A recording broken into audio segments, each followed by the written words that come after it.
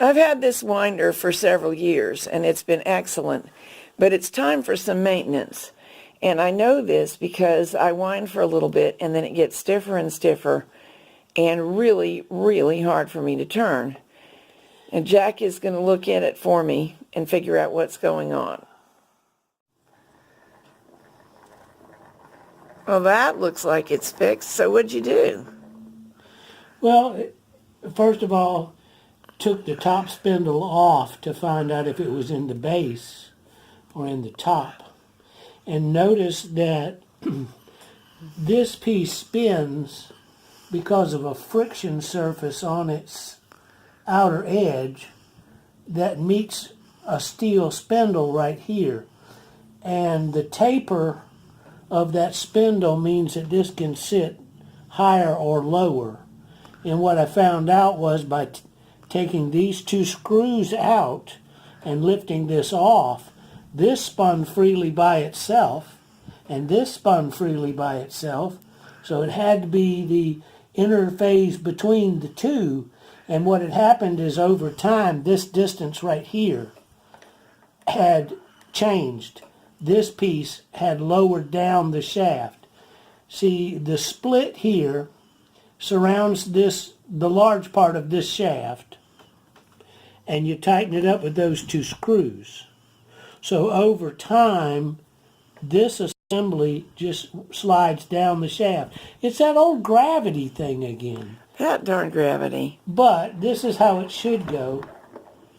With the handle continuing to spin once it has some momentum is what you're showing us. Yes, exactly. This has got enough momentum to keep itself going.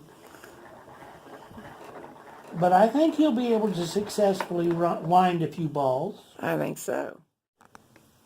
Now, in case you have the same problem, Jack is going to show you how to get the pieces apart and back oriented together. This is not really the right size screwdriver, but I've worked with the wrong tool for eons. So it's a pretty simple connection, so it's not a big deal. Did you notice that the handle was in this position? Okay, but when I picked that up, it dropped. It dropped. Now see, here's the part that spins. This right here. And you'll notice this collar rides on this part, the part that spins. Notice that the center stays stationary. That's why this circles it.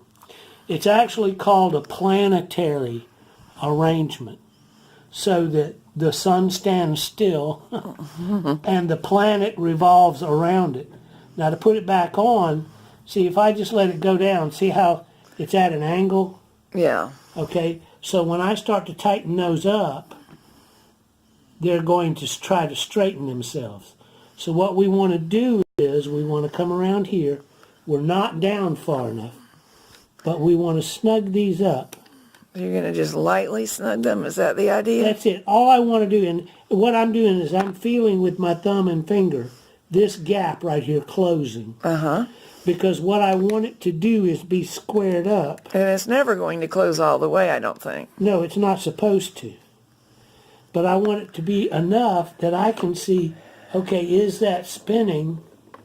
And yes, it is. Well, here's what we'll do. We'll stick the screwdriver in here. Oh my goodness, it's going to fly out and bonk me on the head. No, I just know it. No, it's not. Oh, it won't even stay there. Let's get a piece of paper. Okay, paper's in the slot. All right, we want to make sure that that is spinning. And yes, it is very slowly. It is rotating. But it may not be fast enough for what we want. We don't want it to spin off and go flying. But it looks to me as if that needs to go down just a hair. Now it's spinning a little faster.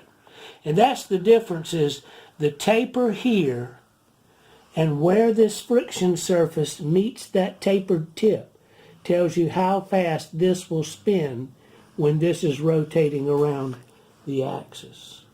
So now that you're satisfied with the positioning, do we have more tightening to do? We do, and I've lost my screwdriver.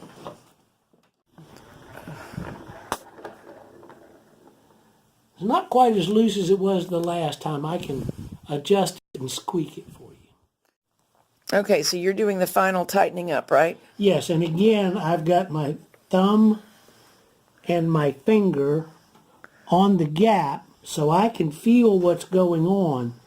And I want to snug one side a little bit, and then I want to snug the other side a little bit.